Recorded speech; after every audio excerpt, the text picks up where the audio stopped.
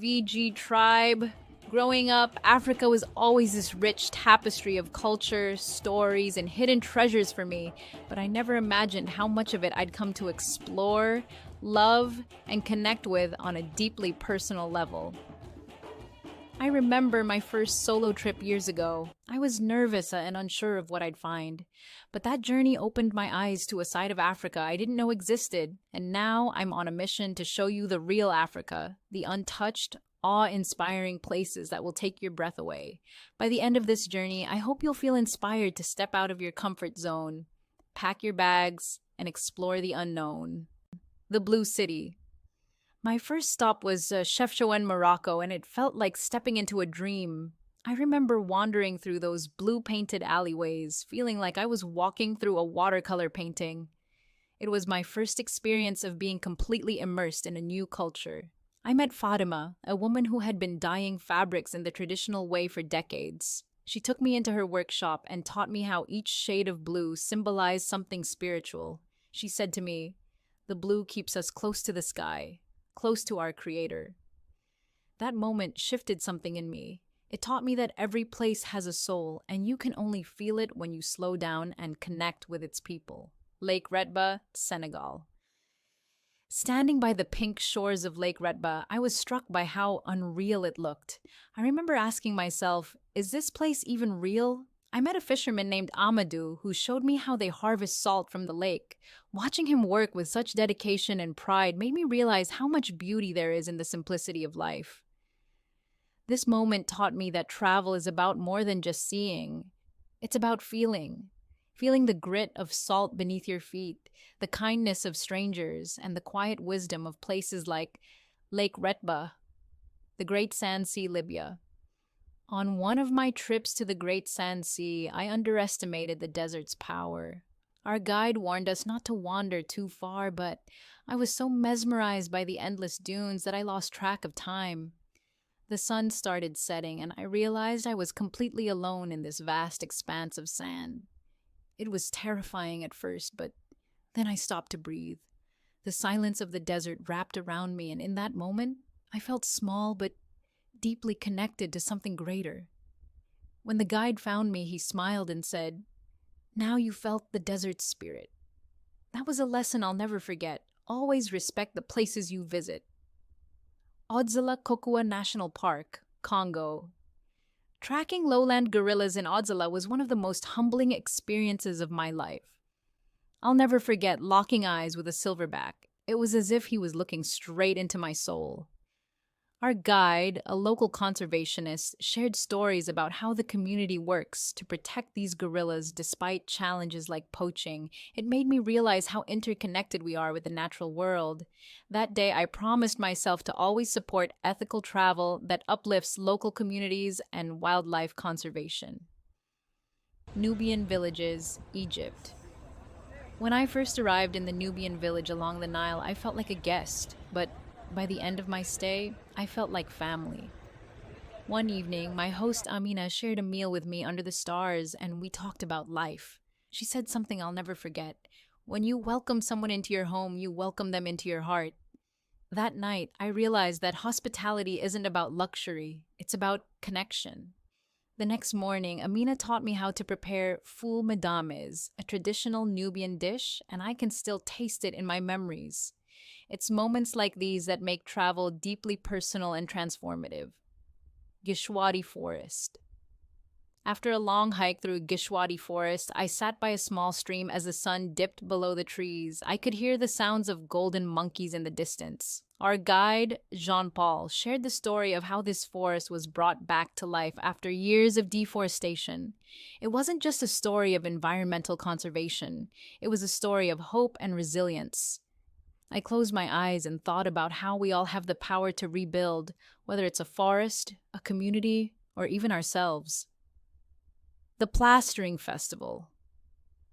I arrived in Jen during the annual Plastering Festival, where the entire community comes together to repair the mosque. I joined the locals as they mixed mud with their hands, laughing and singing. An elder named Baba told me, "This mosque is our pride. When we rebuild it, we rebuild ourselves." Hearing those words, I felt a deep sense of belonging, even as a visitor. It's moments like these that remind me why I travel, to feel connected to something bigger than myself. VG Tribe, if these stories inspire you, I've created a free Africa travel guide just for you. It's packed with tips on hidden gems, budget travel hacks, and more. Click the link below to download it now and start planning your journey. Tassili Najer, a UNESCO World Heritage Site in the Sahara Desert. Have you ever felt like you stepped into a time machine? That's exactly how I felt when I explored Tassili Najer. This remote plateau is home to thousands of prehistoric rock art paintings that date back over 10,000 years. It's like walking through an open-air museum. I met a guide named Hassan who shared stories about his ancestors and how they used the stars to navigate this vast desert. One moment that struck me was sitting under the Milky Way as Hassan spoke about the ancient nomads who used these same stars for survival. It gave me chills to think about the continuity of humanity. It reminded me that even in the emptiness of the desert, there is a deep, rich history. Tsingy de Bemaraha National Park, Madagascar. Imagine standing on sharp, jagged limestone formations that stretch as far as the eye can see. The Tsingy forests of Madagascar are surreal. They look like something out of a fantasy novel. I remember squeezing through narrow caves and climbing suspension bridges that swayed in the wind. At one point, I almost turned back, but our guide, Lova, encouraged me. "You've come this far, the best views are always at the top." Reaching the summit, I was rewarded with a breathtaking panorama of the stone forest. It was a powerful reminder that the greatest rewards often come after the hardest climbs. Skeleton Coast, Namibia. The Skeleton Coast is both haunting and beautiful. It's where the desert meets the ocean, and it feels like the edge of the world.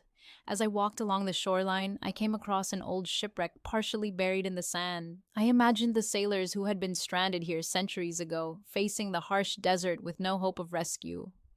Later, I camped under the stars, and the sound of the waves crashing against the dunes was oddly comforting.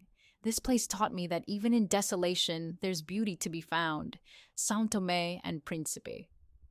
Waking up at sunrise on São Tomé felt like stepping into paradise. The volcanic islands are lush with greenery, and the air smells like chocolate from the cacao plantations.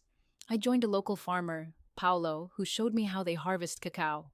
He said, "This is not just chocolate, it's a part of who we are." He shared stories of how his family has been farming the land for generations. As the sun rose higher, I realized how much this island represented resilience and joy. It reminded me to savor the simple pleasures in life. Rock-hewn churches of Lalibela. Walking into the rock-hewn churches of Lalibela feels like stepping into a holy sanctuary frozen in time. The churches, carved out of volcanic rock, are still used for worship today. I remember sitting quietly in one of the dimly lit chambers as a priest recited ancient prayers. The atmosphere was so serene that it moved me to tears.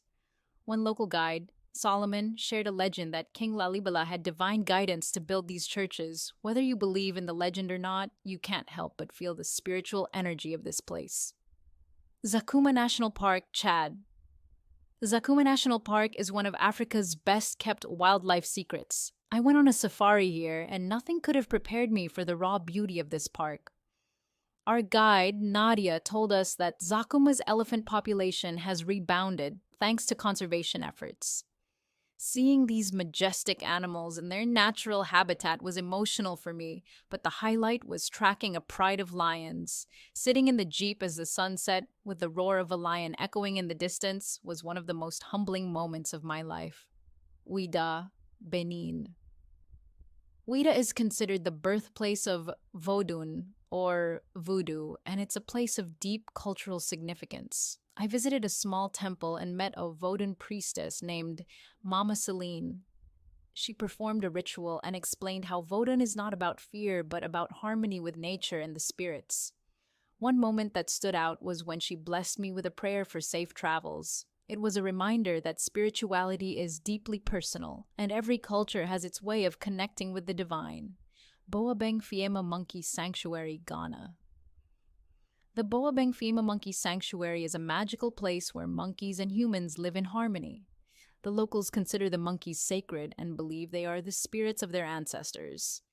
I met a young girl, Amma, who told me stories about how her grandmother used to feed the monkeys every morning. Watching her interact with the monkeys reminded me of the bond we share with nature. Lake Abe, Djibouti.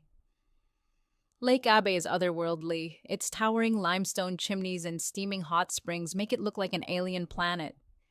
I camped here overnight, and as I watched the sunrise, I felt a deep sense of peace. Our guide Ahmed shared how the Afar people have adapted to life in this harsh environment. It's a testament to the resilience of the human spirit. VG Tribe, this journey has been about more than just places. It's been about stories, people, and the lessons we learn along the way. Africa has taught me resilience, gratitude, and the importance of connection. Whether it's the vast deserts, lush forests, or bustling cities, every corner of this continent holds a piece of my heart. I hope this journey inspires you to explore, learn, and connect with the world in new ways. Don't forget to like, share, and subscribe, VG Tribe. Let's keep inspiring each other to dream big and travel far. This is Augusta, signing off with love and adventure. Until next time.